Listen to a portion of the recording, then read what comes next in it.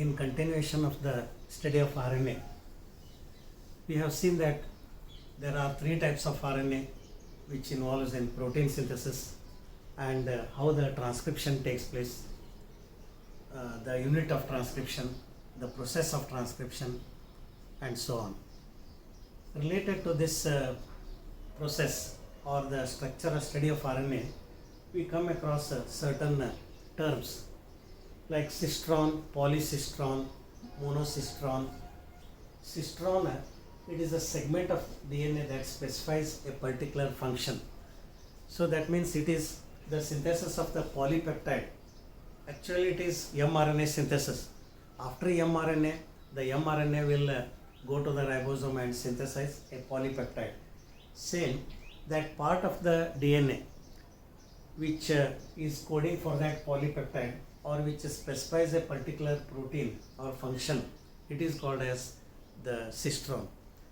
Now in generally or in broad sense, we can say that the cistron is similar to a gene. It is a part of DNA, but the word cistron was used by a scientist called as Seymour Benzer, and it actually defines a gene itself. But we have to mention the meaning of cistron as what he has given, which is a segment of DNA. Now this cistron may synthesize a single protein or several proteins, many proteins. If the cistron synthesize or it will concerned with the synthesis of a single mRNA and single protein, it is monocistronic. So in case of eukaryotes we come across. But if the cistron synthesize many mRNA and many proteins, several proteins, it is polycistronic. In prokaryotes we come across polycistronic. So if you remember the lac operon concept, where the single, that is a lactose metabolism, involves the three genes, structural genes, operon, Z, Y and A, that is three enzymes, beta galactosidase, permease and transacetylase. That is a polycistronic example where we come across the synthesis of three proteins or three enzymes. So enzymes are structurally proteins. So that is polycistronic and monocistronic. Now in monocistronic what happens? Again, when we come across certain sequences in the monocistronic structure of the DNA, there are coding sequences and non-coding sequences. The coding sequences of this monocistron are called as introns, and the coding sequences are called as exons. The non-coding are called as the introns. So these exons are coding sequences and the introns are the non-coding sequences. So actually the functional part of this is the exons but not the introns. So that is about cistron, polycistron and monocistron. Then the RNA polymerase, which is involved in the synthesis of RNA on the DNA template during transcription. Now again, as we have seen, there are three types of RNA. So which RNA is synthesized by which enzyme? So though we say that RNA polymerase synthesizes RNA, but a particular RNA polymerase will synthesize a particular type of RNA. So based on that we come across three types of RNA polymerase, which is a clear division of labor in the case of eukaryotes.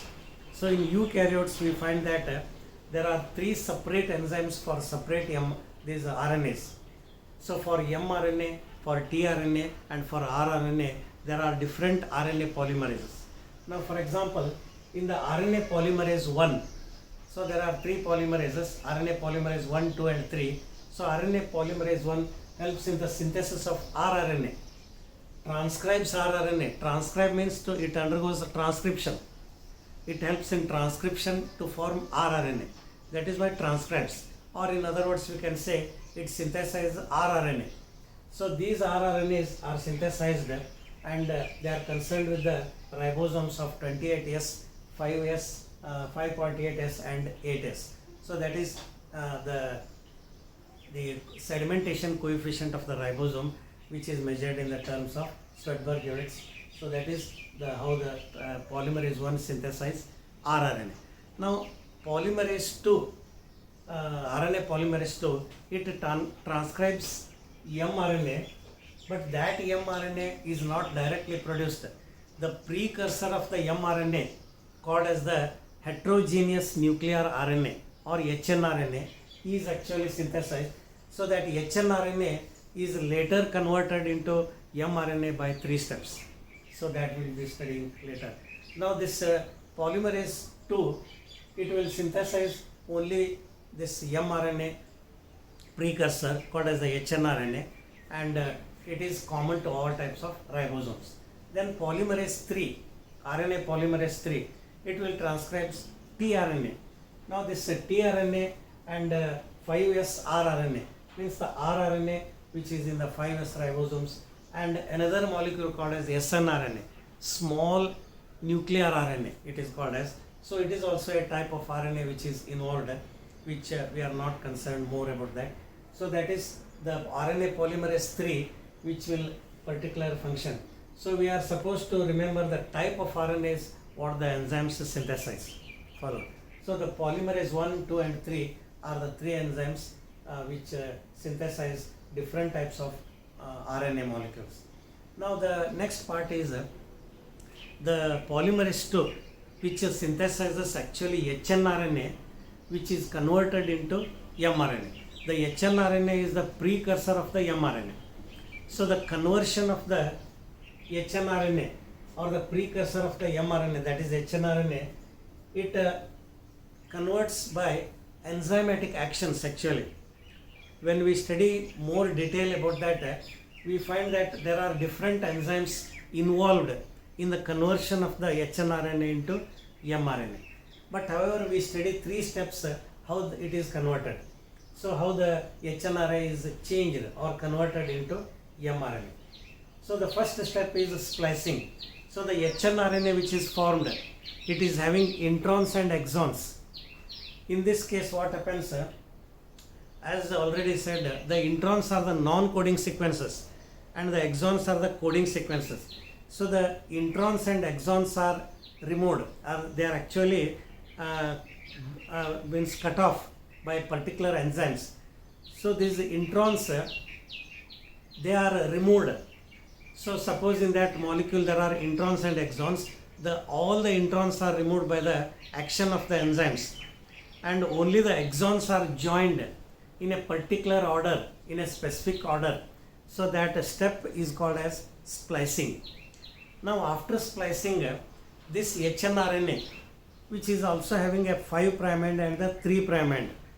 Now on the 3' end, there is addition of the certain nucleotides which are unusual nucleotides. For example, methyl GTP is one such nucleotide which takes parts in this process. So this methyl GTP is added at the 5' end of the hnRNA, and then that is called as capping. So this capping is a simple step by addition of unusual nucleotide like methyl GTP, that is the capping. Now the third step is the tailing. So on the 3' end there is a addition of the adenylate residues, about 200 to 300 molecules, they are attached to the 3' end of the hnRNA. Now after the occurrence of all these 3 steps, splicing, capping and tailing, then the hnRNA is converted into mRNA. So that is how by the action of the enzymes. But however, all these 3 steps involve various enzymes which we are not supposed to mention all those enzymes. So this however, enzymatic changes bring about splicing, capping and tailing, which results in the conversion of the hnRNA into mRNA, where the mRNA is carried to the ribosome and involved in protein synthesis. Thank you.